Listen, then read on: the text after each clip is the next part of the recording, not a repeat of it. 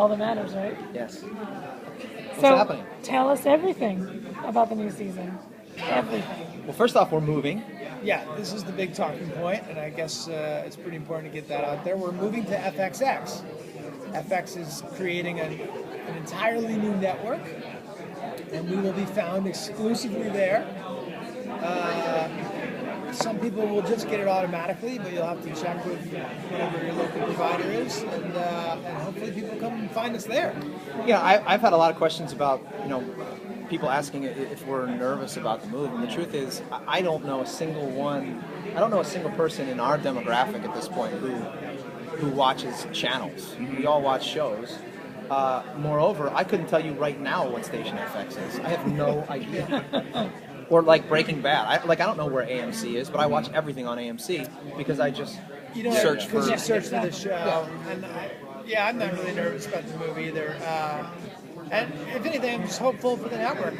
Clearly, it's going to be an entirely new place to create and make shows, and for us, that's exciting. A whole new.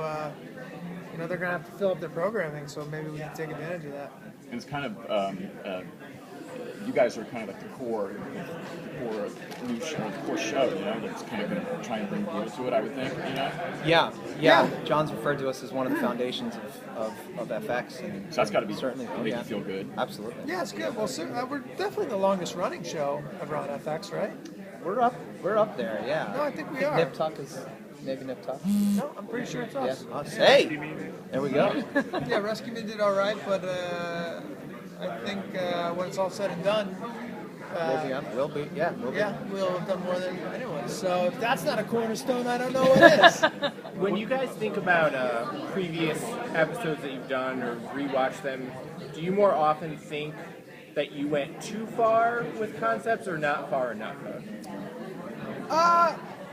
I've never really felt as though anything's gone too far. I think, we have a secret little alchemy on our show for being able to pull that off, which is that, first of all, you understand the jokes on the characters, so, we can literally get away with murder, and you realize, well, as the show creators, that there's some commentary there as opposed to just getting off on that behavior, but I don't know. I look back and I'm concerned more about like camera angles and stuff than ever like tone or set design. Yeah. I feel in terms of the tone of the show, we stay consistent from the first episode until now. We've taken some bigger swings stylistically, but at the core of these characters and the sort of the tonal message behind the episodes, I think because we always are dancing around that line like we want to. Did you guys ever go back and watch your old stuff, acting-wise, and think, are you happy with your work that you've done, or do you kind of? I think oftentimes I'll watch episodes. It depends on the mood that I happen to be in, whether I like it or whether I don't. But I always take pride in knowing that if we took a big swing and it didn't quite work, that no matter what, we have not taken one episode off. Ever. We've done now 104 after this season, and we put every single one of those episodes through the same process. Yeah. It's So an excruciating set of hurdles that Rob and Glenn and I jump over, but a lot of arguments, a lot of fighting, but the fact that we've never taken one episode off, we've never left for an episode as actors or as writers. So, when you hear fans say, well, that one didn't work or that one did work, that's fine. That's subjective and that's fine. But I want to make sure that we end this show. We feel like we gave it our all on every single one of those episodes. Thus far, we have. Yeah, and then certainly as an actor, I've always sort of felt very, very good about my work on the show and the work of my castmates. I think it helped to be able to write for ourselves and write to our strengths. I think if someone had taped some of my plays in college, I'd be more spooked out to watch that. But in terms of, by the time I got to Sunny, by the time we were doing this, I felt as though we had a pretty good idea of how we wanted to do. Even when I watched the whole movie, Yeah. the pilot, I'm always surprised by how sort of consistent that is with what we're doing now in a way.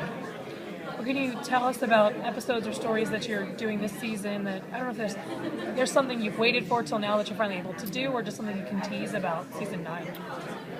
There's definitely some classic Sunny things, like dealing with what's out there in the zeitgeist.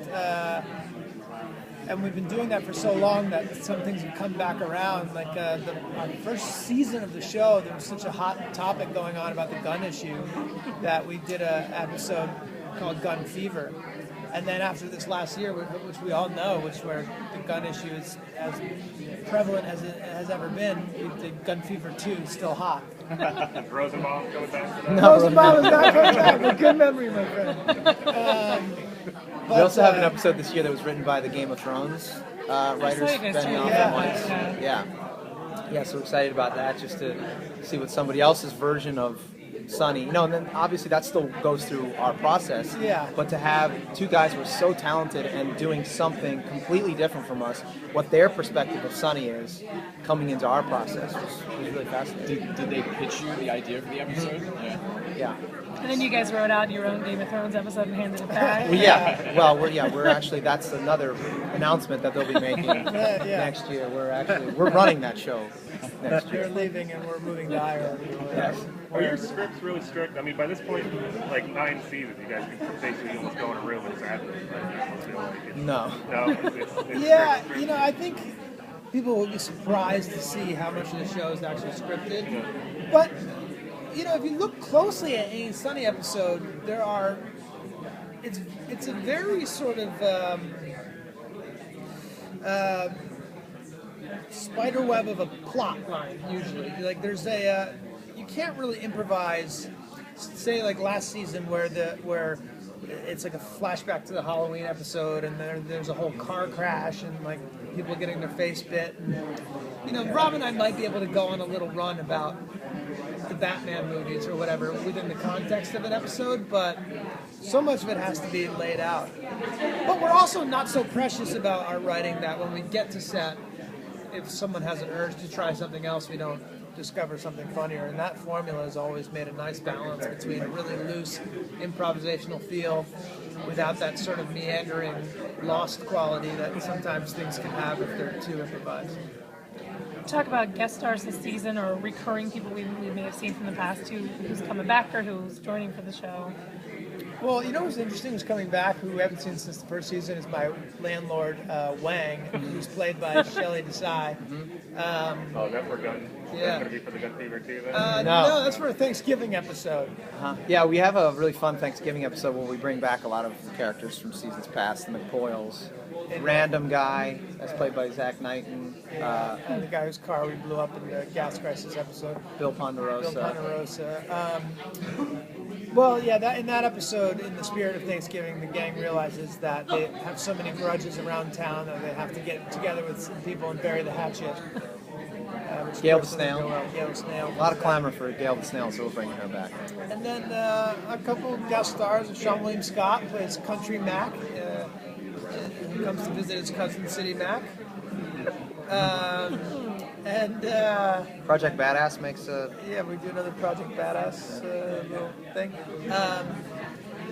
Josh Groban. Oh, Josh Groban. Did a funny little surprise cameo for us. Who else? Rickety Cricket. Ricky Cricket, of course, is back. Cricket's always. Can't really do the season without Cricket or Artemis or the waitress. Yeah. So the usuals are all there. Do you guys write all the scripts beforehand and then shoot, or are you like shooting and writing it? We try to. We try to get them all done ahead of time. Actually, we did it this season. We did it. Yeah, we've only actually achieved it twice. But we always try to get them all done, and we always wind up writing at least one or two while we're shooting. Yeah. How does Usually that it's work? Are just you doing it on weekends as well? And yeah, nights? In between- on the weekends in our trailers. In between setups. And usually that one that is done so last minute winds up being one of our favorites. But Yeah. Not a lot of thinking about it. Just no execute it. time to overanalyze and just go basically off your gut. But this year we got it done. How long was Ronald McDonald like planned out? Was that like season 1? You knew Season that? 1. You didn't know Was it that? season 1 or no? Before we even conceived of the show. We said it was a guy. No, it was pretty early It on. was though. early we on. started joking around about it. I would say season 2 or 3. Yeah. And then we were like, no, we can't do that. And then eventually we said, oh, we absolutely can. Yeah. And waiting that long was kind of a great way to do it. Do you look back and have favorite episodes at this point? I mean, at 100 episodes, there's got to be some that stand out, or is it all a blur? Oh, yeah. I mean, I'm so proud of so many of them. And I have so much love for this television program. And that it's tough to just pick out a few. But every now and then I think we've sort of hit on something where we've surprised ourselves and made a really exceptional episode. And there's always at least one in every season where I'm like, that is some of the best work that we can do. But And you never know. You never know in conception, script form, on the day. You never really know until you see that first cut, and even then, you don't know until you see the final cut, which is gonna work. I think that they all work, and they all have moments in which they work. But sometimes you think, oh, this episode's not going to be so great, and then it just, who knows why? It's just all worked, went together. And then other episodes that just never quite clicked. And that's a part of the fun of the process. I would say the 8th season was the most consistently I felt as though I was really very happy with each episode, where in seasons past there are ones that I love and other ones where I'm like, oh, that's okay, but it could have been better. And last year I felt great about every single episode, which I hadn't really felt since maybe the second season. Where I usually feel good about a lot of them, but there's like one I'm upset didn't turn out as good as the others. But I didn't have that experience last year. Last year it felt great.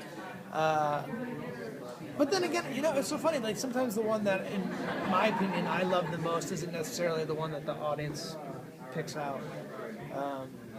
There's certain